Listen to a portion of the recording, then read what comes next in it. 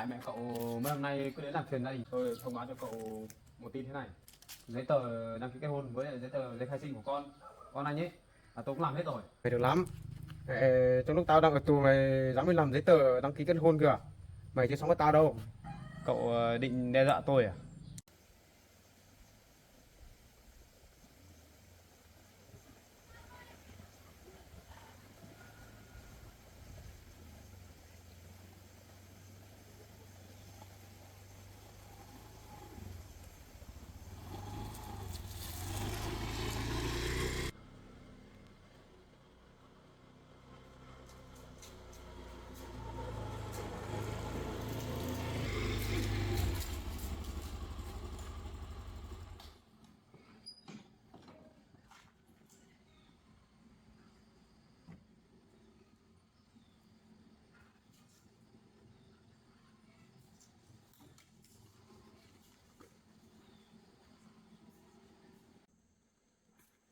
Chào anh ấy.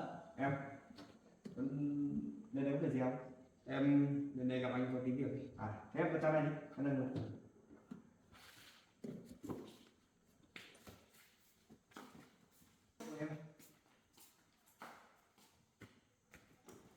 Cơ quan của anh mỗi mình anh ngồi đây cả. Năm nay anh trực nữa, còn có mai anh thì đi tập huấn hết rồi. Tập huấn, còn mấy người thì đang đi làm nhiệm vụ. Có anh trực ở đây. Vào đây thì có mỗi xe của anh. Vâng. Thế em lên đây có chuyện gì không? Thật ra là em lên đây thì muốn xin phép anh là cho em gặp team một tí, có tí việc. Gặp team có việc. Vâng. Nhưng mà mấy hôm nay anh thấy mẹ của team ấy, thấy lên đây gặp team suốt ấy. Chắc lại vì mấy cái chuyện về chỗ con của Mận ấy, cho nên là em mới phải lên đây là muốn gặp team nói chuyện thì. Chuyện đấy thì Vâng.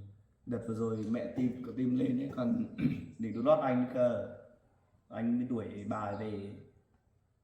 Hôm qua vừa bà đấy bảo lên giả vờ bảo lên thăm cháu mà vậy, nhưng mà em nghĩ là chắc không phải lên thăm cháu đâu, bởi vì trước em có nói cho bà đấy biết bảo là em mới Mận làm được cái đăng ký kết hôn ấy, thì chắc là bà đấy là ý là muốn đến để đùa mẹ em với Mận ấy, xong là trộm vào nhà để đi lục soát làm giấy tờ của em ấy. Thế đợt vừa rồi bà ấy về để đòi giành quyền nuôi cháu này à? Vâng. Thế là em làm được giấy đăng ký kết hôn rồi? Em làm được một tuần nay rồi. Mà nó có giấy đăng ký kết hôn thì bà ấy làm gì có quyền để tranh giành cháu của mình nữa, con của mình nữa?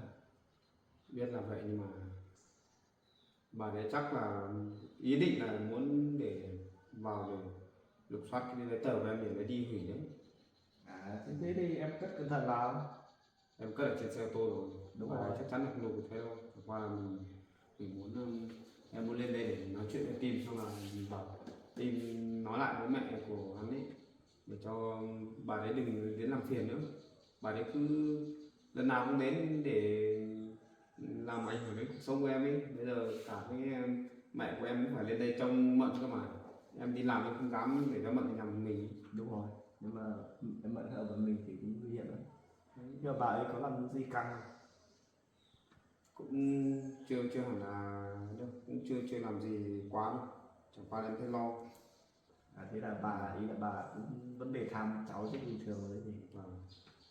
Giờ đến bây giờ này sợ nhất là bà đấy mà ví dụ mẹ em không lên ở với Mận là bà ấy mà ví dụ như đưa bé đi đâu chẳng hạn. Đúng rồi. Lúc đấy mình lại khó xử lý, còn sợ không tìm thấy đấy. Đấy là... Bà đấy hôm lần đầu tiên em gặp em đã thấy không ấy rồi, cái lạ rồi, xong là không có thiện cảm mấy đâu, bà đấy không giống người tốt nữa. Là anh cũng nhìn cái bài ấy mấy lần lên đây, anh thấy cảm giác bài này cũng không hẳn là người tốt lắm, cho nên gia đình em phải đề phòng trước. Em phải quá cẩn thận. Đúng rồi. Chẳng qua là sợ lúc mình không để ý, sợ bà nó trốn đâu nấp ở chỗ nào nó vào nó hành động mình không biết. Sao? Thôi nhà anh cho em xin phép em đi nói chuyện với mình đi. Đeo giờ gặp không biết nhà của mẹ tìm đâu nên phải gặp team nói chuyện. Rồi, đúng rồi.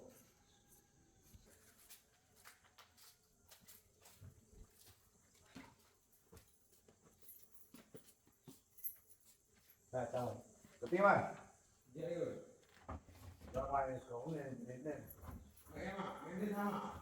Không phải đâu. Anh đi. Em bảo lên thăm lên trên này.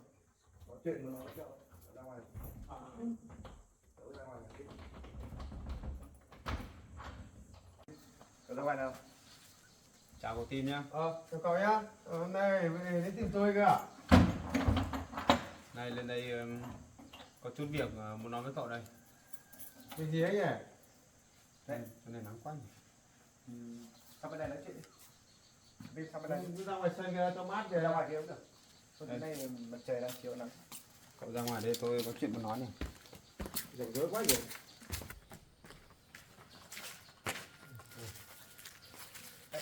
Em bảo em nói chuyện nhé. Có chuyện gì anh cứ nói đi. Em xin phép mấy phút đi. Em có nói chuyện. Hỏi Tin một lúc. Có chuyện gì nói luôn đi còn vòng vo làm gì? Hôm nay tôi lên đây ấy, tôi thông báo cho cậu một tin thế này. Tôi ấy với Mận đã làm được đăng ký kết hôn rồi. Mày được lắm. Trong lúc tao đang ở tù mày dám đi làm giấy tờ đăng ký kết hôn kìa. Mày chưa sống với tao đâu. Từ tao ra tù á, tao là bắt đầu làm lại cho mày xem. Cậu định đe dọa tôi à? Không Tôi dọa nói cho đâu. cậu biết, giấy đăng ký kết hôn tôi cũng làm rồi, giấy khai sinh cho con ấy tôi cũng làm rồi. Bây giờ ấy, đứa con của anh ấy là tôi là người phải có trách nhiệm nuôi dưỡng, còn anh ấy anh không phải lo vấn đề đấy nữa. Từ giờ trở đi ấy, đừng có mà đến làm phiền hai mẹ con Mận đấy nhá. Liều nhỉ, dám làm cả giấy khai sinh cho con của tôi kìa.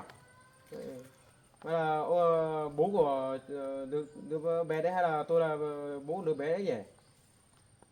Liều nhỉ. Tôi biết đứa bé đấy là con của cậu, nhưng mà hiện tại bây giờ ấy là cậu đang ở tù, cậu sẽ không thể nào mà nuôi được đứa bé này.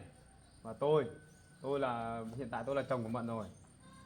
Mận thì cũng không ưa gì anh đâu, với lại đứa con này Mận cũng không cho anh, cho nên là tôi là người đứng lên và có quyền để nuôi con của anh. Bây giờ ấy anh chỉ mang danh là bố của đứa bé thôi. Đấy, sau này anh ra tù rồi anh có muốn đến thăm thì đến thăm đàng hoàng. Còn nếu mà anh có ý đồ muốn làm hại con của Mận ấy thì thôi, anh khỏi phải đến thăm nữa. Tao cái mồm to giờ làm được tí giấy tờ hôm nay mồm to thế. Con của tao đi thăm lúc nào chả việc hỏi ý kiến của mày à? Buồn cười nhỉ. Thế anh có bao giờ tốt với Mận chưa mà anh... Đấy là việc của tao, không phải việc của mày, không liên quan. Anh nhá, anh đừng xúi giục mẹ anh mà xuống để làm phiền Mận nhá. Tôi không dối xúc cái gì cả. Mấy lần hôm trước là mẹ anh đến là do anh bảo đúng không? Mẹ tôi nó đi thăm cháu, tôi liên quan gì đâu. Hai mẹ con anh đúng là Tôi biết gì cùng đâu. một ruột mà. Mẹ nào con đấy. Con không giống mẹ thì chẳng nhẽ giống mẹ thiên hạ à? Rồi cậu nói chuyện thì hay nhỉ. Tại mẹ cậu mấy hôm nay cứ đến làm phiền gia đình tôi. Đấy là mẹ của tôi nó đi thăm con cháu thì nó đi thăm cho tôi dối xúc gì làm gì. Tôi liên quan đâu. Cho nên là hôm nay tôi lên đây để gặp cậu để nói chuyện, nói cho rõ chuyện này. Thế tôi cũng thông báo cho cậu biết là cái giấy tờ đăng ký kết hôn với lại giấy khai sinh của con anh ấy là tôi cũng làm hết rồi, để báo cho anh biết thế. Đấy, Bây giờ thì anh đừng đến làm phiền nữa. làm. Tốt nhất là anh với mẹ anh ấy đừng đến làm phiền nữa. Thế thôi. Tôi có chưa được ra trại làm phiền cái gì. Anh nói chuyện về... Bây giờ nhá, bố của Mận là không công nhận anh này. Mận thì không thích anh này. Không, bố của Mận cũng không cho cháu cho anh, không muốn cho anh nuôi. Anh thì tự biết là anh làm thế nào rồi đấy. Anh làm gì với Mận thì Mận là anh tự biết rồi. Tại sao người ta không công nhận anh? Nói thế là anh biết rồi đấy. Đấy thì quá khứ rồi, nhắc làm gì. Anh thấy nhẹ nhàng nhẹ nhõm thôi, chứ người con nhà người ta bị hại cơ mà. Bây giờ nhá, Mận vẫn còn chưa hết sợ anh đấy. Cho nên là tốt nhất là anh đừng đến gặp Mận nữa. Nhớ chưa? Mày thích con cầm cái gì? Mày thích thì mày lấy về làm vợ đi. Còn tao thì tao cần đứa con của tao thôi. Làm gì thì làm. Còn cái đứa con kia, rồi tôi ra tù á, tôi phải giành được mà lấy về nuôi, tôi không để cho cậu nuôi đâu. Bây giờ thì giấy tờ tôi đã làm đầy đủ rồi. Cậu sẽ không có quyền được nuôi đứa trẻ này đâu. Nói thế cậu không hiểu à? Tôi không cần biết. Cậu thích lấy cái bà cầm thì cứ lấy đi, tôi không quan tâm. Còn đứa con kia tôi phải lấy về nuôi bằng được. Đấy là Tóm con của lại tôi. Tóm lại là tôi không cho anh đến gần Mận nữa. Cái đứa kia tao không cần. Thế thôi. Nói thế cậu chưa hiểu à? Cả con của Mận nữa, Mận sẽ không cho anh gặp con của anh đâu. Cho nên là anh tốt nhất là anh đừng đến. Rồi ra trại tôi tính. Anh ra tù rồi thì anh tốt nhất là anh sống thật tốt vào. Là sống tốt còn gì nữa. Anh còn ra tù rồi anh còn muốn bày trò để đi hại người nọ người kia, rồi anh cũng sẽ lại về chỗ cũ thôi nhá. Thì gì tù bây giờ trại giờ thích ra thì ra, thích vào thì vào mà. Kiểu cơm bữa rồi. Anh nói cái này anh có tin là tôi đi báo với anh công an kia? Báo về cũng chả ai là giải quyết được cái gì, giờ tôi đang ở trong trại tôi quan tâm. Anh đang ở trong trại mà anh thái độ như thế đúng không? Thế tôi gì? Được Tôi không? mới nói chuyện bình thường, tôi thấy tôi gì anh dọa tôi à? Anh nói chuyện thế có được không? Thế là chứng tỏ là anh ngồi bao nhiêu tháng ở trong trại mà anh chưa rút ra kinh nghiệm gì nhá. Nói chuyện với anh tôi cần gì để rút ra kinh nghiệm nhỉ? Tôi với anh liên quan gì nhau đâu rồi. Thôi tôi không nói nhiều đâu. Tôi chỉ lên đây báo cho cậu biết thế. Với lại mẹ cậu có lên đây thăm cậu ấy, bảo mẹ cậu là đừng có mà xuống đấy mà làm phiền tôi với Mận nhá. Kệ là mẹ tôi nó đi thăm cháu thì Đi thăm cho nó thăm đàng hoàng. Hôm qua là đi đến bảo đi thăm cháu nhá. Đi len lút vào, đi mò ở nhà người ta, chuẩn bị đột nhập vào nhà người ta, biết lấy cái gì đây? Không biết đâu. Thế Cẩn đi thận ra. cậu đi hỏi mẹ tôi biết à? Về đây hỏi tôi đang cho trại. Tôi mà hỏi biết tôi biết nhà của mẹ cậu ở đâu là tôi đã đi tìm gặp rồi. Tôi không biết tôi mới lên đây bảo nhá. Tôi nhắn cho anh vài chịu câu như rồi, thế. tôi chịu rồi. Còn nếu mà anh mà mẹ của cậu mà cứ vào nhà tôi nhiều nhá, tôi bắt được nhá, tôi báo công an là quy vào tội trộm cắp tài sản đấy. Lúc đấy là phải ngồi tù nhá. Lúc đấy là đừng có nói bảo tôi không nhắc. Đây cậu cứ làm thử xem. Sợ gì? Tôi không gặp lại mẹ anh, tôi mà gặp thì thôi rồi, tôi sẽ hỏi chuyện luôn, nói cho rõ ràng luôn. Mẹ cậu mà cứ như thế này ấy, hôm nào mà nhà tôi mà mất đồ gì nhá, là tôi quy ra thành tội trộm cắp ấy nhá. Lúc đấy là bị phạt và ngồi tù đấy. Thấy mẹ cậu lên đây phải nhắc mẹ cậu luôn nhá. Cậu đừng có đe dọa tôi. Tôi không dọa đâu. Cái này tôi không dọa. Tôi nhắc nhẹ như thế đấy. Đến lúc xảy ra đừng có nói. Cậu nhớ nói với cậu với mẹ của cậu nhá. Còn tôi báo cho cậu một tin nữa. Tôi sắp với Mận tổ chức đám cưới rồi. Thế là gì của cậu đám cưới đám đầu đám với cậu, gì của cậu tôi chả quan tâm. Thích lấy mà tôi ra trại đứa con kia tôi phải dành được về nuôi. Cái này tôi chỉ Cậu thế thôi. báo cho cậu biết thôi. Còn cậu thích phản ứng thế nào thì kệ, tôi không quan tâm. Còn Mận bây giờ là vợ của tôi. Còn con của Mận đấy bây giờ cũng là con của tôi. Tôi không nói nhiều với cậu đâu. Để tôi ra trại Biết đã. chưa? Tôi nói cho cậu biết như thế. Còn riêng mẹ của cậu nhá, cậu mà thấy mẹ cậu lên thăm cậu nói luôn. Bảo với bà đấy, bảo người yêu của Mận là nhắn lại cho bà đấy nhá, cho mẹ anh đấy. Nhắn lại như thế. Đấy là Còn đi đến làm phiền nữa này thì đừng có trách. đấy là việc của mẹ tôi thì tôi biết đâu. Đấy cậu có định nói với Không mẹ có tôi. cái chuyện là đến thăm cháu rồi là dở trò thế nọ thế kia đâu. Tôi biết đâu, tôi đang trong trại tôi biết được về cậu về nói với tôi giải thích với tôi biết à? Cậu mà đi nói với mẹ tôi Anh kìa. nên nhớ là làm chuyện xấu là lúc nào cũng có pháp luật trừng trị đấy. Nên tôi cũng không biết. Không phải là thích làm thì làm đâu. Thế thôi, tôi không có cái gì để nói với cậu đâu. Tôi chỉ nhắc cái này thôi. Mà tôi nói với cậu trước nhá, còn đứa con nhá, cậu không có quyền nuôi đâu nhá. Tất cả giấy tờ tôi đã làm xong hết. Kệ. Và tôi là người tôi chính là thành cha của đứa bé rồi. Tôi là biết. người nuôi. Tôi không cần biết cậu làm giấy tờ không Cậu biết. chỉ là người Tôi ra trại tôi đã làm việc của sinh, tôi. gọi là có công sinh thôi. Biết chưa? Giấy tờ tôi đã làm hết. Biết chưa? Kệ, cậu làm giấy tờ kệ là việc của cậu thôi. Bây giờ con cậu nhỏ nhỏ này, bé xíu đây, tôi nuôi tôi Yêu Mận tôi với Mận nuôi con từ lúc con anh được 2 tháng đây, 3 tháng đây, Tôi chịu. đến tận giờ. Tôi có thấy cậu với Mận nuôi con bao giờ chưa? Cậu thì suốt Cậu ngày nói chuyện chơi hay bời nhỉ? rồi ngồi trại thì biết cái gì. Bây giờ con cậu được 1 tuổi rưỡi rồi, gần 2 tuổi sắp đi học rồi đấy. Xong tự nhiên đâu lại mẹ cậu lại chui từ đâu ra.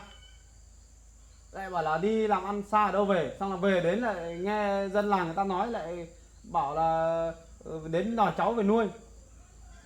Không thấy buồn cười à? Đúng rồi còn gì nữa. Con tôi cơ mà mẹ tôi có quyền đi đòi à? Còn cậu thì không phải đòi nữa, riêng cậu là không phải đòi. Nếu bố của Mận mà đã ưa cậu ấy, mà cậu mà từ đầu mà không làm hại Mận ấy, thì bây giờ chắc thì tôi chắc chắn là tôi sẽ không quen Mận đâu.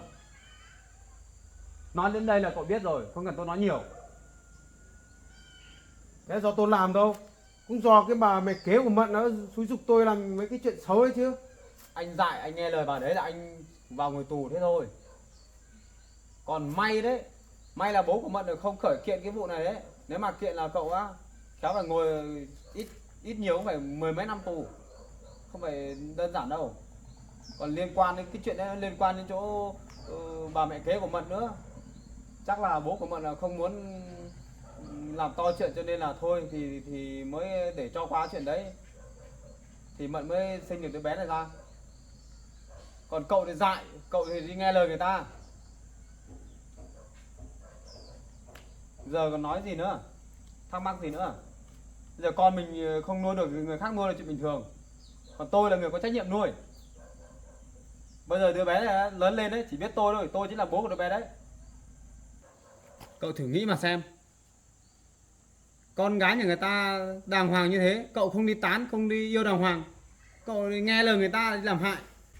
Sức dài vai rộng, không chịu đi làm ăn, cứ ở nhà chơi bời, xong là nghe người ta đi làm hại con người khác.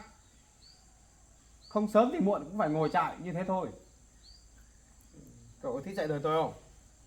Đây tôi không phải tôi dạy cậu đâu, tôi nói thật đấy. Thanh niên thì mà không chịu đi học hành, không chịu làm ăn. Đấy là việc của làm tôi, việc. về của cậu về đây dạy đời tôi nhá. Không dạy à? Thì cậu sống tốt thì làm gì cậu đến mức độ này? Với lại con Đấy là nhà ta do- có phải khổ thế đâu. Đấy là cuộc sống của tôi, về cuộc sống của cậu, nên là cậu đừng có nói nhiều. Đừng có nói về cái vấn đề đấy. Thôi tôi chỉ nói thế thôi, không nói nhiều đâu. Việc của tôi lên đây là báo cho cậu biết tin đấy. Sao là cậu nhớ là chuyển lời của tôi đến mẹ cậu đấy. Mẹ Tôi tôi hiện tại tôi đang tìm không thấy mẹ cậu đây. đi hỏi biết rồi vẫn biết chứ. Chứ bây giờ cậu về hỏi tôi biết mẹ tôi ở đâu. Buồn cười. Tuyệt đối là từ giờ trở đi đấy, là kể cả đến lúc sau này cậu ra tù, tôi cấm cậu đến để làm phiền Mận với tôi chứ. Để tôi ra tù tôi đi thăm con tôi, là tôi cứ đi thăm, tôi không phải Tốt liên quan đến đẹp cậu thì đâu. cậu đến thăm con đàng hoàng. Xin phép thì hỏi tôi thì đến thăm thì ngồi nói Con chuyện tôi nước cần thì gì được. phải hỏi cậu nhỉ? Đấy, cùng nói chuyện thì đến thăm con thì thăm. Còn nếu mà còn cái kiểu như trước nữa là xin lỗi đi nhá. Chỗ bình yên không dành cho cậu đâu. Chỗ của cậu phải chỗ kia kìa. Cậu cứ Cậu nói thế đi. cứ lần nào Tôi sợ cái gì? Cái được này tự như do kiểu một cái cái là trại bắt đầu bây giờ, như kiểu giở nhà trò. tôi mà tôi quan trọng gì. Đấy, cái tư tưởng đấy thì suốt đời chỉ vậy thôi. Đấy là cuộc sống của tôi nên cậu đừng cũng phải quan tâm nhá. Thế thôi, tôi không nói nhiều với cậu đâu. Thôi, Cuộc đời cậu thôi lo. tôi dẫn cậu đi về đi. Cậu Tự lo. mà lo lấy thân mình đi. Không phải suốt ngày lấy cơm trại ra mà để sống đâu. Đấy là việc của tôi nên cậu không phải nói nhiều. Không phải dạy đời tôi đâu. Thôi, không nói với cậu nữa. Mà một láo về dạy đời đó. Tưởng làm được tí giấy tờ oai về đây về dạy đời á. Để tao ra trại tao không để yên đâu nhá. Dọa à? Anh Hằng ơi, em nói chuyện xong rồi. Nói nhiều cũng xúc quá, anh ra đưa tin đi vào phòng giam đi. Rồi. Đợi chút nhé, anh đưa cậu Thư vào. Vâng, anh cứ đưa vào đi. Nói nhiều một mình hát.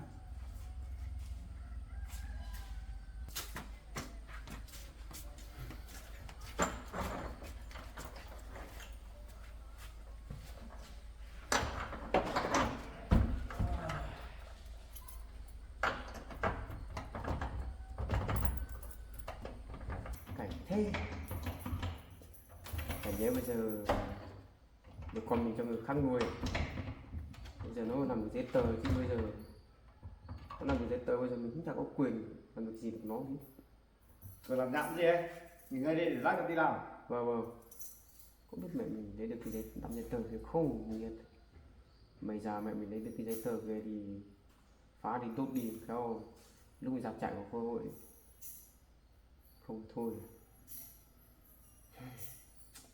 Thế không biết được.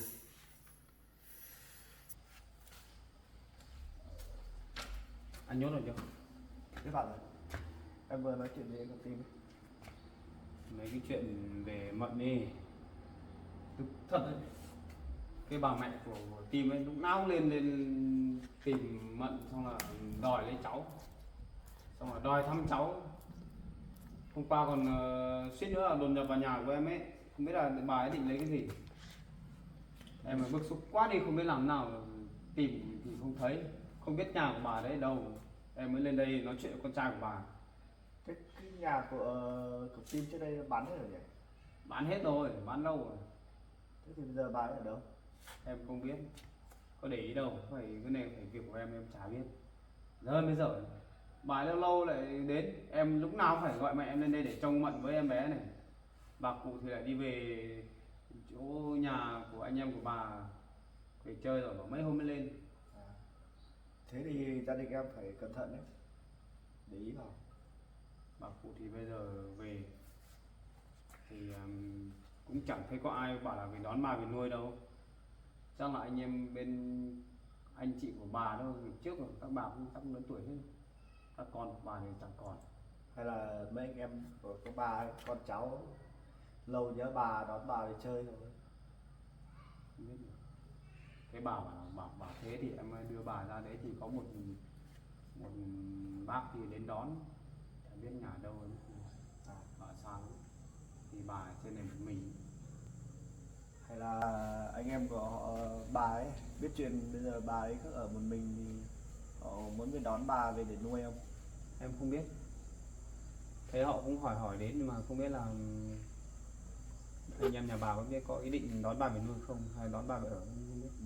Chắc có khả năng cao Thôi nếu mà họ không đón thì làm sao cho bà đấy với em được. Sao? Chỉ lo anh em nhà bên bà ấy thương bà thì đón bà về để chăm sóc. Giờ em mới lên đây để nói với team này.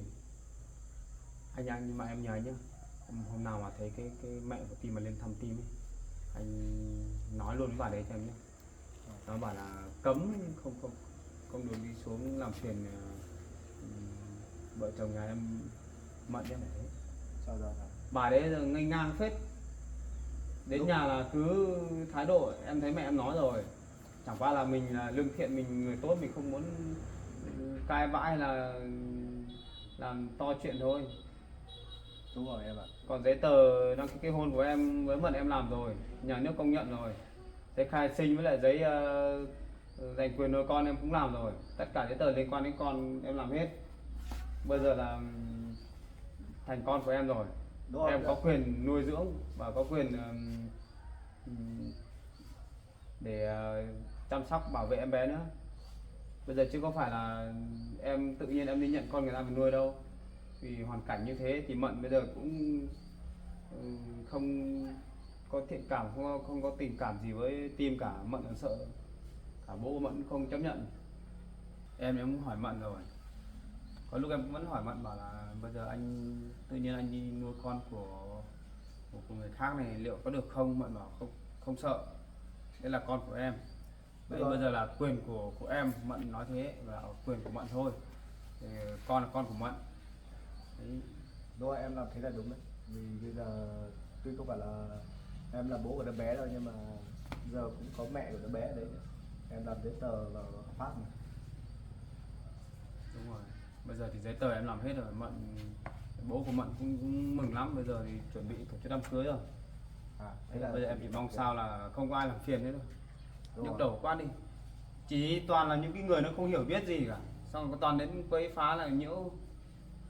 Bây giờ nhìn anh nhìn thẳng vào team xem làm gì có khả năng để nuôi đứa trẻ đây.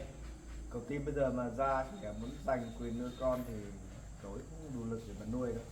vì người cứ có gia đình gì đâu, nhà cửa không có thì bây giờ kiểu ra pháp luật có cho nuôi đâu. Không, chắc chắn là không cho nuôi, bởi vì là con nhỏ theo mẹ, đúng rồi, vì Đúng rồi, mẹ không cho thì làm sao mà bố đứa bé làm gì được. đúng rồi. Có phải là đứa con mình như kiểu mình không không phải làm hại người khác ấy. Ừ. Ví dụ như mình lấy nhau rồi về thì lấy nhau về rồi mình mà bỏ nhau đi thì lúc cái đấy là giải quyết dễ. Đằng này có phải như thế đâu. Đúng rồi. Cái này là đi làm hại người khác, nếu mà có đứa bé này mà còn có mặt mũi về đây đòi thì quá vô lý. Xin lỗi anh đây, anh vào làm việc nhé. Ừ, được rồi. À, nhưng mà trước cái giấy kết quả kia sắp có chưa nhỉ? Kết quả xét nghiệm của anh nhé. Vâng. Khả năng là ngày mai có rồi. Được, ngày mai. Mai hoặc là ngày kia. Mà có gì thì em gọi cho anh. Vâng, vâng. Có kết quả thì em cầm về luôn, xong là em cầm về đến nhà em, xong là em gọi anh xuống lấy được. Vâng, rồi. Có gì hộ anh với nhé. Nhá. Vâng. Em cảm ơn nhé. Vâng, có gì đâu. Bây giờ em về đã, về xong em phải đi làm. Lúc nữa đi làm, bây giờ hiện tại mẹ em đang ở với Mận kìa. À, Mẹ em cũng nhiều việc lắm, vẫn phải lên đây trông chừng Mận, không sợ Mận một mình với con ở nhà, sợ có ai đấy về làm hại mệt lắm. sao rồi em ạ? Sống cứ như kiểu cứ nâm nấp nó sợ. Giờ em mà thích để cho mẹ em ở trên này cùng với Mận đi. Vâng. Không sợ bà ấy lên làm hại nữa thì mình lại bận Em- việc nữa, khỏi nhà cũng nguy hiểm lắm đấy. Em phải nắng mong sao hôm nay bà ấy đến để cho em gặp, nói ba mặt một lời rõ ràng luôn. Em đi nhé. Vâng ạ.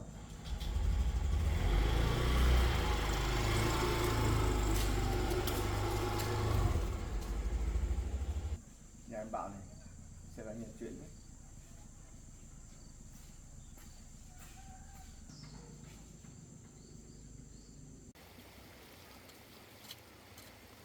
Con này thế nào hả? Để nó hộ nhé.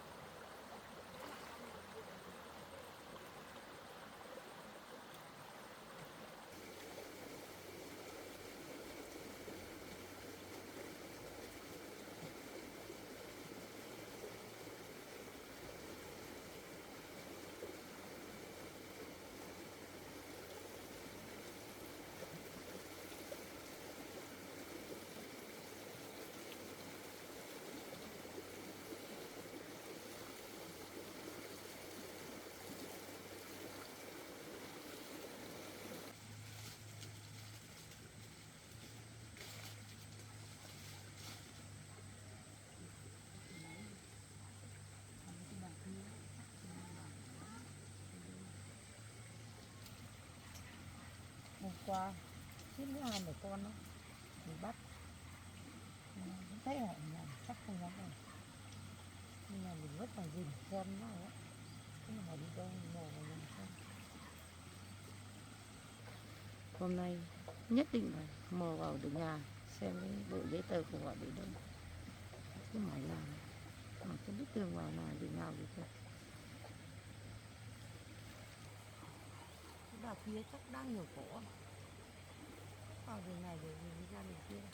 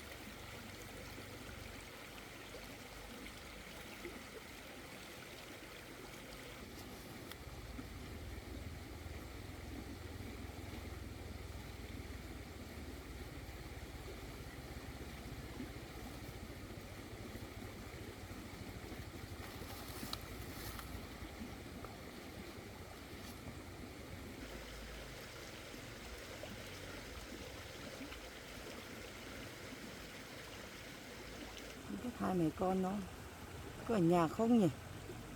Bây giờ vào đằng sau nhà sợ chạy không kịp. Biết là đi đường nào được không? Bà này cứ làm ở đây, không có đường ngoài.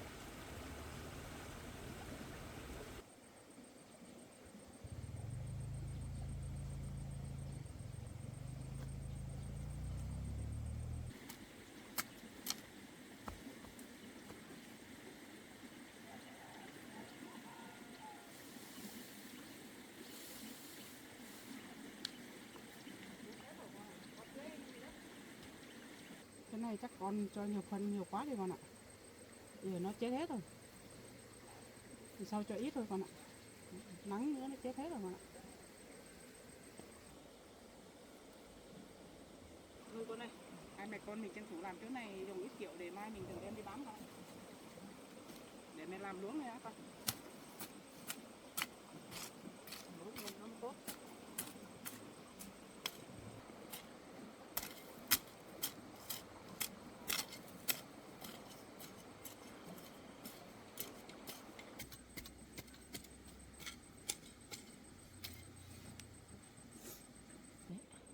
Này đó. Mai nó khác hai chùm nhiều con ạ. Cái này dày quá con ạ. Lấy cái này hả?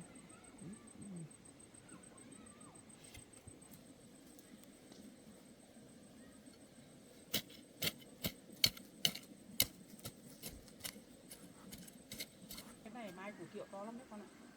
Rất tới. Cái này tốt lắm. Làm cái gì cũng phù hợp.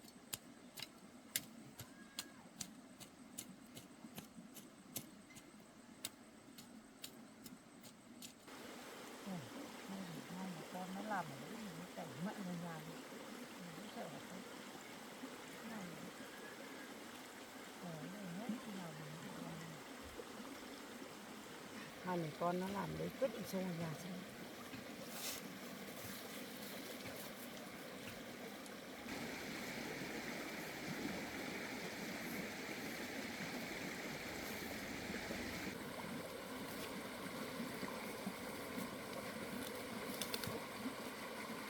Con ơi, để hồi mình về đi.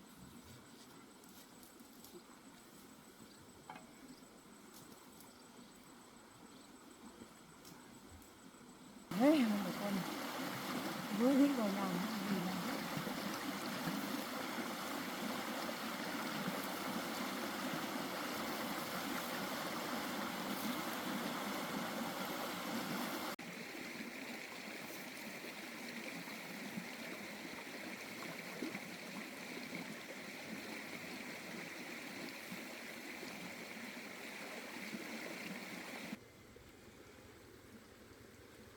Này cái bà kìa, mở món gì đây? Hả? Xúc cá à? Đi về ngay.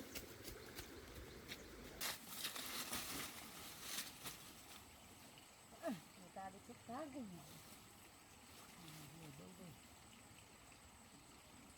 Đã biết hai mẹ con khi nào nó mới ra ngoài. Các cháu là chắc chắn là cái đứa cháu đấy nó đi làm ở nhà này. Thật ra bây giờ thì làm sao được ấy. Hai mẹ con nó bỏ nhà đi thì mãi không được.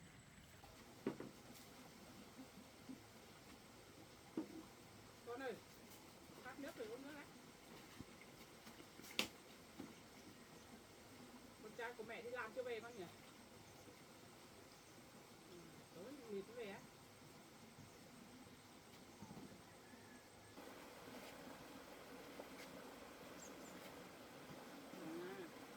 Con trai mẹ nói bảo lên gặp con của bà đấy thôi mà mẹ quên. Uống nước nghỉ đó con ơi. Mẹ thầy nghỉ. Khát nước không?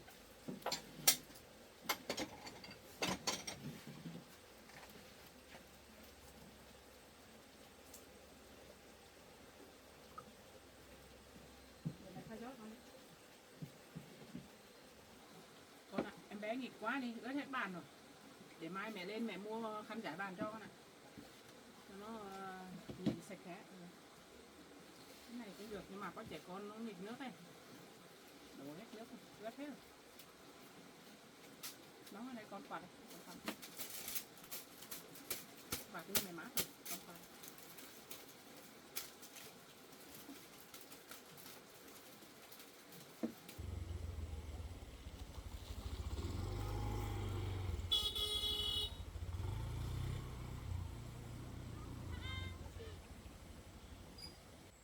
Ai mà không nhìn giống mẹ tim ấy.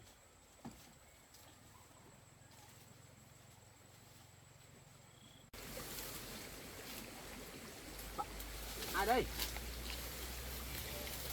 À, bác đã làm mẹ tim. Bác đứng ạ. Bác có làm gì đâu, Bác làm cái gì mò mò đây? bác có làm gì đâu, bác đi vệ sinh Hả? mà. Bác đi vệ sinh thôi, bác không đây thì Đi vệ sinh mà đi tận đến đây á, đến nhà của cháu đây á. không, bác đi qua đây xong bác đường vệ sinh qua, bác không xuống đây vệ sinh. Bác vào đây làm gì? Bác qua đường như nào, bác có làm gì đâu. Bác đi lên đây khẩn trương. Cháu biết ý đồ của bác rồi. Lên đây. Có phải bác ý là định mò mò xong là đi đột nhập vào nhà cháu phải không? Nhưng mà nhà cháu làm gì? Bác không làm. Cháu hỏi lại lần nữa, bác mò mò đây làm gì? Bác có đi đâu làm gì đâu, bác xuống đây đi vệ sinh mà, có gì đâu. Chắc chắn là bác có việc mới đến đây, chứ không phải là tự nhiên đi vệ sinh đến tận đây đâu. Không, Bác đi vào nhà nói chuyện. bác cũng Bác có không mang gì, bác không phải mò gì hết, bác đi vào trong nhà. Đi vào trong nhà, đi thì đi. đi vào đây cháu nói chuyện. Không phải đơn giản là mò ở đây đâu. Có vấn đề gì thì vào nhà nói.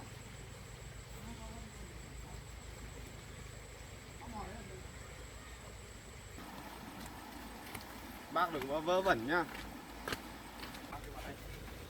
Con này sao con này đến bà này lên đây? Không phải con đưa đến đâu. Cái bác này nó mò ngoài chỗ chuồng trâu ngoài Búi Tre kìa. Không biết là làm cái gì ấy.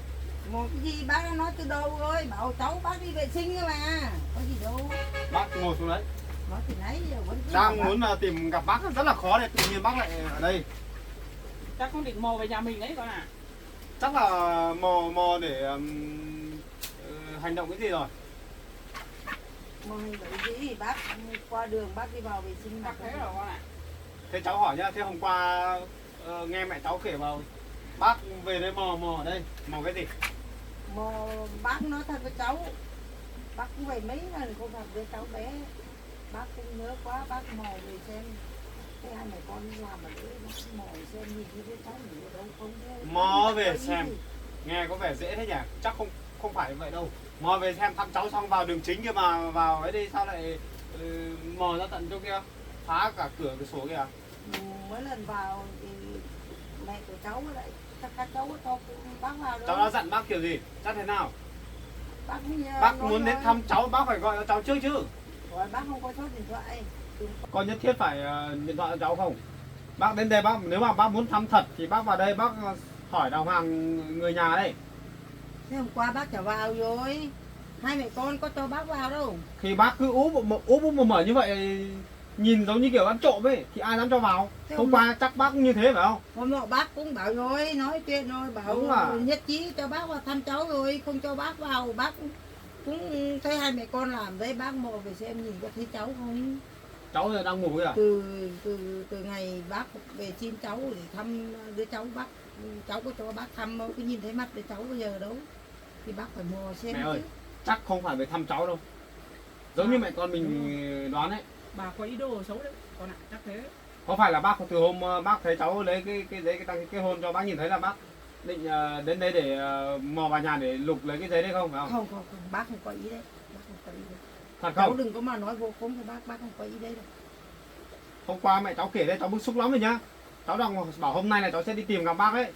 Tìm không thấy bác, không gặp được thì cháu vừa mới lên gặp con trai của bác xong kìa. Bây giờ Vừa mới nói chuyện với con trai của bác xong ấy. Con trai của bác với bác nữa, ai cũng giống nhau. Ai cũng muốn về đây để gây phiền phức cho cháu. Đã thế nhá, từ giờ trở đi cháu không cho bác về đây thăm cái gì cháu nữa. Nghỉ luôn đi, không thăm gì nữa. thế bác có làm ý xấu đâu. Cháu không cần biết, bác được mấy lần về đây làm như kiểu ăn trộm rồi. Làm như thế này nhá, mấy nữa nhà cháu mà mất cái gì làm nào. Bác có ý đồ xấu đâu, bác bảo về thăm cháu mà về bọn cháu làm khó khăn cho bác quá, đi bác vẫn phải mò về xem gặp đứa cháu ở đâu không thì như thế Đi chứ. thăm cháu mà đi thăm kiểu mò đấy à? Bây giờ không mò thì các cháu không cho bác vào, thì bác phải mò vào xem thấy ở đâu Cứ đàng bác hoàng mà xem nào. Bác cứ mưu kế định làm cái gì ấy. Trộm cắp cái giấy tờ của cháu đấy. Lạ gì. bác không Cháu có nhìn ý, là biết rồi mà. bác không có ý đấy cháu ạ, không có ý Bên ngoài thì giả vờ bảo không phải, nhưng mà chứ ở trong không khéo bác lại mong từng ngày một để lấy được cái giấy tờ của cháu. không phải đâu, bác không lấy của cháu làm gì, bây giờ Không tin lời nói của bà đã đâu con ạ. làm đăng ký kết hôn hết rồi thì bác lấy thì bác cứ giải quyết được cái gì, bây giờ bác lấy đi bác có dùng được đâu, Không thể tin được. Không bao giờ cháu tin bác. lấy đi bác có dùng được đâu, bây giờ cháu làm xong rồi, bây giờ pháp luật họ làm cho cháu rồi, bây giờ bác lấy đi bác có dùng được đâu mà bác trộm cái giấy tờ của cháu đi làm gì, nếu mà trộm đi bác phải dùng được bác mới lấy chứ, cháu hiểu lầm cho bác rồi. Con Phải nói thế đâu. nói đến cái giờ mẹ mới nghĩ, mẹ mới nhớ con phải cất cẩn thận đấy, để vợ theo ô tô đi con ạ, đừng để ở nhà ấy, tí sơ suất là bà lên lấy bà đi hủy là con mất đấy, bà hủy thì xong. Kể cả để ở nhà thì mình Cứ cứ để biết ở vào đâu ô tô bác đi mình cho lấy cẩn đi thận. làm gì bà, đúng Bác không phải đến để lấy giấy tờ không? Hay là đang ý định như thế? không phải đâu mà bác lấy làm gì, cháu cứ nghĩ bác lấy cứ toàn sợ bác lấy giấy tờ của cháu đi, cháu lấy đi bác có làm được cái gì nên Giấy tờ của cháu không hề cháu để ở nhà đây. Cháu tính trước rồi. máy để ở nhà bác cũng không Cháu lấy để mà chỗ làm việc kìa. bây giờ cháu đưa cho bác cũng không lấy mà bác lấy làm gì, đứa con trai của bác còn đang ở tù kia còn chưa được ra, thì bây giờ cháu mất cũng đã bảo lấy cháu đã có giấy đăng ký kết hôn rồi bác lấy làm gì. Giờ cháu nói nhá, nếu mà bác xuống đây ý định là muốn lấy trộm cái giấy tờ của cháu ấy, xin lỗi đi, cháu không để nhà đâu. Cháu để ngoài chỗ làm việc kia. Bác không lấy đâu, chả qua bác muốn về thăm đứa cháu thôi, cháu nhớ được bác nhớ đứa cháu quá bác phải về thăm thôi, bác không lấy đâu. Bác làm cái gì Bác hơi nói thật quá. đấy. Chỉ cần cháu nhìn cái là cháu biết là bác giống như kiểu đang muốn đi ăn trộm cái thứ gì ấy. Cháu Sẽ gặp cháu ngoài kia. cháu cứ nghĩ xấu cho bác. Sao cháu đi hỏi sao bác trốn chạy làm gì? Bác cũng về đến đây thì bác định vào nhà cháu nhưng mà cũng không kịp vào ấy chứ. Chắc là bà như hôm qua gì mò định vào nhà con trai của tôi ấy gì. Thế hôm qua tôi về bà không thấy lòng của tôi tốt à? Lòng tốt sao bà lại đi đường kia là mò lên Tôi còn đi sàn, hồ trồng rau con các trai của thứ tôi. mà. Chả qua tôi cũng nghĩ là nhớ đứa cháu quá đi định đi đuổi tôi đi lấy tôi bảo thôi vòng qua đường đằng sau này để xem nhìn thấy cái đứa cháu ngủ ở đâu không ấy chứ. Rõ ràng tôi nhìn thấy bà đứng ở đấy, tôi tưởng là cháu tôi dậy thôi. Thấy cồm thì tôi mới chạy vào mới thấy bà. Nếu mà bà không cậy cái cửa sổ thì tôi không biết hôm qua bà làm cái gì không biết nữa. Nếu mà cái cửa sổ mà bác này mà không bẻ cái chân xong kia khéo còn đồn dập được vào ấy mẹ. Đấy, mẹ đang làm việc ở đây thôi với Mận thôi. Và tưởng em bé nó dậy, sợ chơi giường không, hai mẹ con mới chạy thấy đi là thấy bà đứng ở ngay đấy rồi. Như thế này là không phải là bác là người xấu à?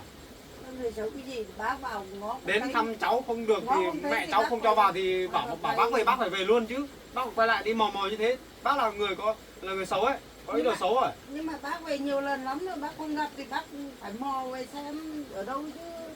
Không là nhìn chỗ nào cũng không thấy bác ngó vào cái cửa sổ chứ bác có làm gì đâu. Bác thì cãi giỏi lắm. Cái gì bác cũng biên hóa được. Không tin bác đâu. Cháu không tin đâu. Cháu nói với bác này, từ giờ trở đi không cho bác về đây thăm cháu nữa. Bây Thế giờ, thôi. bây giờ bác nói kiểu gì để cháu tin bác nào? Không Bác thăm bảo thiết gì như hết. thế rồi. Từ giờ trở đi không thăm gì nữa. Cho bác không phải thăm gì hết. Đấy, bà nghe thấy con trai tôi nói chưa? Không cho thăm. Bác mà lên nữa cháu gọi công an luôn. Không nói nhiều đâu. Cháu của bác vẫn về thăm. Bác không bỏ cháu của bác được. Bác nói thật với cháu. Cháu hơn biết. Cháu của bác vẫn về thăm. Nhà cháu là nhà để cho cháu với Mận với vợ cháu ở chứ không phải để cho bác về. Sai, bác không đánh đập, bác không đuổi cháu Mận hay là chửi cháu hay chửi mẹ cháu. Bác về bác vào đàng hoàng cơ mà. Hôm qua bác còn mua sữa, mua bim bim về vứt đi không cho ăn, không cho vào. Đuổi bác đi, bác còn đi hội trồng cả khoai lang không cho bác vào. Không lên bác đi đến rửa đường bác nghĩ nhớ cháu quá bác lại quay vào bác ngó chứ bác có làm gì đâu. Bác không phải giải thích gì cả. Bác làm gì ở ngoài kia cháu có cái camera cháu nhìn thấy hết rồi. Chỉ là mỗi góc bên kia cháu không thấy thôi. Cam thì cam chứ bây giờ đấy bác cháu như Bác thế không nói gì nữa. có thấy đừng nói gì nữa. mẹ cháu đuổi bác không? 100% là bác có ý đồ xấu. vứt cả sữa vứt cả ấy, bác đi bác về thăm, bác có lòng tốt bác về với cháu cơ mà làm sao làm thế. Không được. Cháu nói bác rồi, không cho bác về thăm nữa, thế thôi. Tránh làm phiền cháu. Ngày nào cháu phải gọi mẹ cháu lên đây để trông Mận thế này. Biết bác định làm gì đâu. Biết đâu lại có ý đồ xấu lại chuẩn bị lại đưa em bé đi đâu chẳng hạn. Hoặc là vào trộm giấy tờ. Ai mà biết được. Bác kể cả bác có đưa đi đâu cũng là cháu của bác có làm gì cho nó đâu. Thế mà nó quý quá bác cũng bế đi lanh quanh cạnh đường ấy, ông bác lại đi bế về cho cháu. Đấy. Vừa Bác nói có một lấy tí đâu? thôi đã lộ rồi. Lộ cái gì? Đấy, bác vừa nhận là bác nếu có Khi bé nào? đi thì như thế đây. Khi Thì nào rõ là- ràng mục đích của bác đến là như thế. Khi nào là cháu xem bác nào, bác có làm như thế này đâu. Bác sẽ không bao giờ được chạm vào con của Mận đâu. Kể cả có cháu có dưới bao nhiêu cũng là cháu của bác. Thao hồ cháu có dưới bao nhiêu cũng là cháu của bác. Nếu mà con của cháu thì bác không nói, bác cũng thẳng vào đồng chạm mà làm cái gì. Thật qua là cháu của bác phải về thăm. Nhất Bác thiết hơi phức tạp thì ấy. bác cũng phải về thăm đứa cháu của bác. Nói cho bác biết trước, bác đừng có đụng chạm vào con của Mận nhá. Có chuyện gì là bác phải chịu đấy. Cháu sẽ báo công an luôn. Động chạm thì cháu của bác Cẩn sao thận là không có chấp ngày nhận. là bác phải ngồi tù đấy. Bác có làm gì Không đâu. phải rảnh rỗi rảnh hơi đâu mà suốt ngày về đây mò mò nhà cháu nhá. Bây giờ bảo bác ngồi tù, bác có tội phạm gì đâu mà bác ngồi tù. Bác đi thăm cháu cũng ngồi tù á. Cháu nghĩ đơn giản thế á. Không nói nhiều nữa. Tạm thời bây giờ cháu sẽ không cho bác đến thăm đâu. Còn sau này có gì thì nếu mà bác thật sự là không có ý đồ gì ấy, thì cháu cho đến thăm. Còn bây giờ bác đi về đi, không cho thăm gì hết. Không, bây giờ cho bác gặp cháu tí cho bác về. Bây giờ cháu còn chưa hiểu rõ về bác. Không biết là ý đồ của bác thế nào. Không biết tâm địa của bác có tốt không. Tốt hay xấu Đấy. bây giờ cho bác gặp. Cháu còn chưa rõ. Mới gặp bác là có vài lần thôi. Cho bác gặp đưa cháu cái xong bác về. Làm gì mà cháu Thôi. căng thẳng với bác. Cháu thế? nó đang ngủ. Đừng có đi làm phiền. Sao? Còn mấy nữa thì sau này nữa. Thời gian nữa xem thế nào thì đến thăm sau. Bác cũng chịu cháu ấy. Đứa cháu của bác thôi, cháu lấy cái Mận thôi, sao mà cháu cứ căng mồm căng miệng thế mà không cho bác thăm cháu nhỉ? Đằng nào đứa này cũng đứa cháu của bác chứ có phải là con của cháu đâu. Mà cháu mà cháu làm căng với bác thế. Để cho bác thăm bác ấy mà. Dù sao không cho con trai của bác lấy Mận thì thôi. Thì cho bác thăm cháu. Mận bảo không cho bác thăm đâu. Thì cháu cũng không cho đâu. Không đồng ý đâu. Bác không phải già dòng, đi về đi. Từ giờ trở đi đừng có đi vào nhà cháu nữa. Phiền hà quá đấy. Này cháu nha. Cháu đừng nghĩ bác là người xấu nha.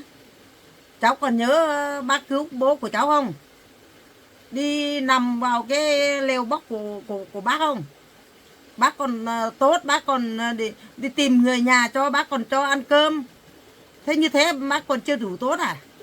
Cháu còn chưa nhận ra à? Cháu nhớ rồi. Bác cứu bố cháu thì coi như là bác làm được một việc tốt. Thì cháu cũng quay lại cảm ơn bác rồi là mua quà để hậu tạ bác ở đây. Thế bây giờ thì bác cũng... Chuyện đấy là cháu ghi nhận rồi, là bác cứu bố cháu. Và có thông báo cho cháu để cháu tìm được thấy bố cháu rồi. Để cháu cảm ơn bác rồi. Nhưng mà Thì bây giờ cái chuyện đấy không liên quan đến chuyện này.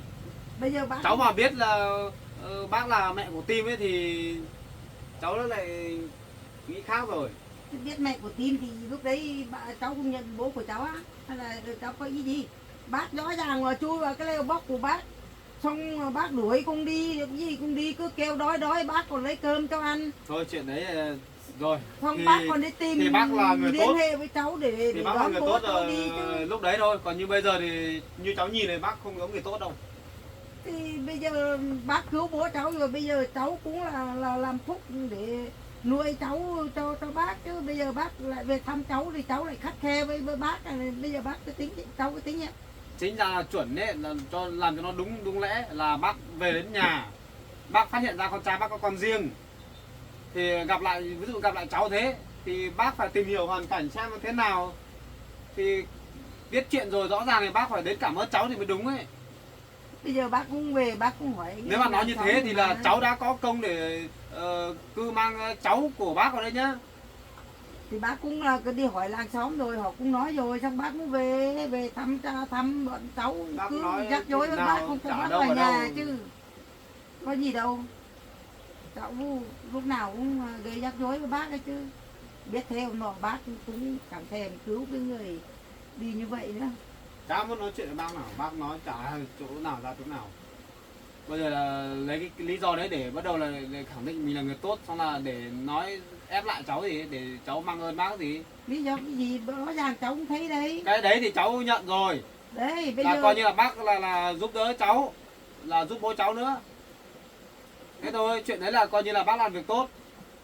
Thế là cũng làm tốt thì cũng là phúc đức của bác thôi, chứ không phải của cháu đâu. Nhức đầu với bác quá, nói đi nói về mệt mỏi lắm rồi. Nếu mà bác cảm giác mà đợt đấy mà cháu hậu tạ bác mà cảm giác chưa đủ ấy, thì bác nói luôn cho cháu biết. Dù sao thì bác chỉ là giúp người gặp nạn thôi, thì tốt cho bác thôi. Còn bác lôi cả cái chuyện đấy cho vào chuyện này thì sao được.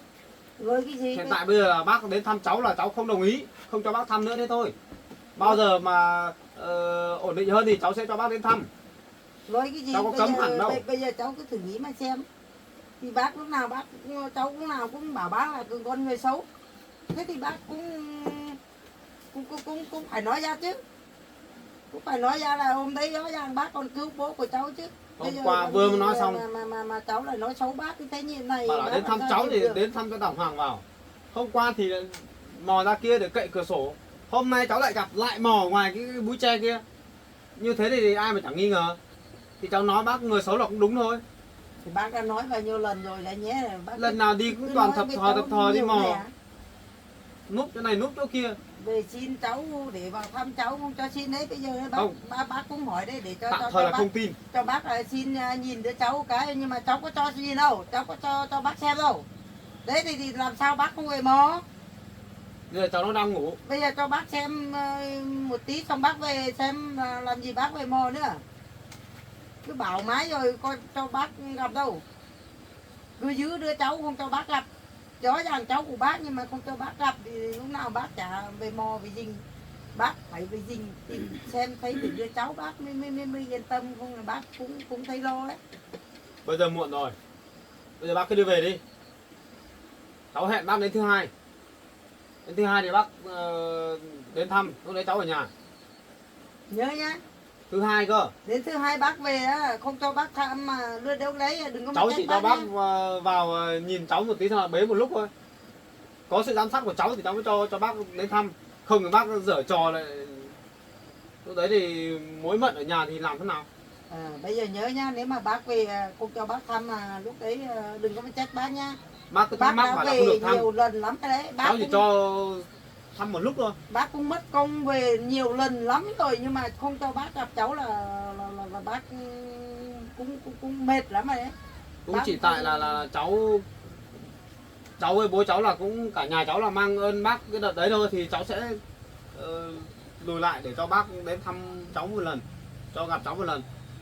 Chứ thật ra thì như bác bây giờ đi tận mười mấy năm trời rồi về đây bảo về thăm cháu, vừa vào thì gặp thì chẳng thấy nói chuyện đẹp đẹp, toàn thấy gặp cái là muốn đòi cháu về nuôi luôn. Đẹp cái gì bác cũng nói rồi, bác thăm làng xóm hỏi rõ ràng thế bác cũng về nhà với cháu, còn cháu cứ khăng khăng không cho bác gặp. Thôi bây giờ bác về đi, nhá. không nói nhiều cháu. Thôi Mệt bác lắm rồi. cũng về đây bác cũng chẳng đôi co với cháu làm gì. Nhớ nhá. Thứ hai bác lên thăm thôi đấy. Bây giờ bác cứ về đi, Đấy, không cho bác vào thăm. để vợ chồng cháu yên 2-3 ngày đã. Hôm nay mới có thứ 6 rồi nhá. Lôi thôi lắm bà này. Phải nói thế để cho bác ấy về, không thì ở đây cứ nói suốt thế này, lẳng nhằng nói đi nói về. Lúc nào cũng chỉ mấy cái câu đấy bảo là tại mình không cho gặp cháu thôi. Không nói thế bà không về Để được rồi mà. đến hôm đấy con nghỉ một buổi, con ở nhà xem, con để xem bác ấy lên xem thăm cháu, xem lần sau còn nói bảo không được thăm không, không được gặp không. Sao? Bọn công an phải bắt lắm. Nhưng mà bây giờ không thể bắt người tùy tiện được. Bây giờ bác này nó đã làm gì mình đâu. Chỉ là mình biết bác này có ý đồ đến để trộm cái giấy tờ của mình, nhưng mà mình chưa bắt được. Với lại không thể cho công an phải bắt được đâu. Bây giờ đến thứ hai anh được nghỉ, anh ở nhà. anh sẽ cho cái bác này đến để gặp, để bế cháu của bác đấy một lần. Từ đấy trở đi, nếu mà bác đấy còn về nghịch nữa thì mình không tính sau, cần thiết thì mình hăng báo công an. Chứ mình dù sao thì anh bây giờ trước đây bác đấy cũng cứu bố anh một lần đấy, mẹ con cũng chỉ nể một chút cho đấy thôi, chứ cũng cứu bố con, không thì cũng mình làm căng quá thì cũng không phải. Đúng rồi con ạ. Thì vậy nghĩ bà nói là đến chỗ đấy mình cũng nghĩ bà Vâng. lại cứu bố con nữa là Thế mình cũng là người hiểu biết, mình cũng không như bà ấy đâu. Bà ấy bây giờ có một tí cơ cho đấy nó mới nói mạnh mồm. đấy. Bà giúp mình rồi, bây giờ mình không giúp bà được. Nhưng mà mình phải cẩn thận đấy, phải đề phòng ấy. Bà này Chưa biết chuyện gì xảy ra được đâu, biết bà ấy lại bắt đầu lại lấy lòng mình, xong nói nọ nói kia để cho mình mất cảnh giác. Đến lúc bà lại ập vào bà làm gì đấy mình không kịp trở tay đâu. có con ơi, còn ngồi với mẹ thì chắc mẹ cái cũng không kịp bà đấy đâu, cái mồm bà đấy. Con là con không thích nói nhiều đâu, nói nhiều cũng lòng vòng nhiều, mệt người lắm. Nó mới phải nhờ mẹ lên đây trông mận với em bé này. Bây giờ chắc phải đợi đến khi mà em bé đi, cho em bé đi nhà trẻ đi thì chắc mới bớt lo. Ừ. Nhưng mà mình cũng phải bảo cô giáo con ạ. Mà chưa được tuổi, thiếu 3 tháng rồi mà. Chưa đủ tuổi nhỏ quá đi, cô giáo cũng không nhận đâu. Con ơi, Dạ. thế thì chủ nhật với thứ bảy thì con ở nhà rồi, thì thế mẹ về nhà 1-2 hôm, đến thứ hai bà mới hẹn bà lên thì đến thứ hai mẹ lên. Nhưng mà không biết cái bác đấy có giữ đúng lời hứa không. Nhưng mà thôi không sao đâu, mai con nghỉ rồi, ngày kia con nghỉ. Thế con ở nhà nghỉ, con ở nhà để mẹ tranh thủ về nhà 1-2 hôm nhé con nhé. Nhưng mà mẹ tối rồi mẹ lấy bọn con đi mai về. Bây giờ mẹ xin phép mẹ về luôn thôi. Mẹ về luôn á. Vâng. Cứ gọi mẹ lên trông mận được một lúc xong mẹ lại về này vất vả mẹ quá. Không sao thì con ạ. Tối rồi mẹ về nhé. Nhưng mai con nghỉ với ngày kia con nghỉ thì mẹ không lên Ăn nữa. cơm xong về. Thôi mẹ không ăn nữa con ạ. Mẹ về luôn nữa. Thế vất vả mẹ quá, mẹ Bảo là con ạ. chỉ có tí nhá. Ừ. Con cũng hết cách rồi, chỉ mỗi mẹ giúp được con thôi. Con nó bảo thứ hai bà này mới lên thì đến đấy mẹ cũng lên. Để đấy với con. Cái bà ấy nó làm cái gì? Thế mẹ về nhé. Vâng, và mẹ ơi, còn bố con nữa. Đi ra chạy thì lâu lắm rồi, không biết bố con thế nào nhỉ? Rồi mẹ cũng đi thăm. Các bác sĩ bảo đỡ thế rồi con ạ. Đỡ rồi, Vâng, đỡ nhiều. con cũng bận quá không được đi xuống. Cứ kệ để bố ở đấy nhá con ạ. Không phải hẳn lắm. Con cứ tạm thời cứ để bên đấy. Cứ tạm thời nhé. Con mẹ về đó. Thế mẹ về nhé.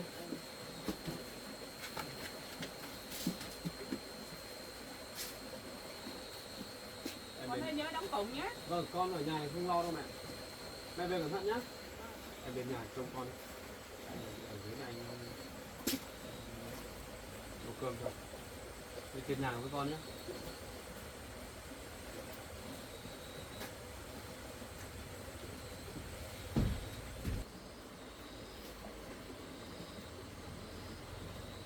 Hơi căng đấy.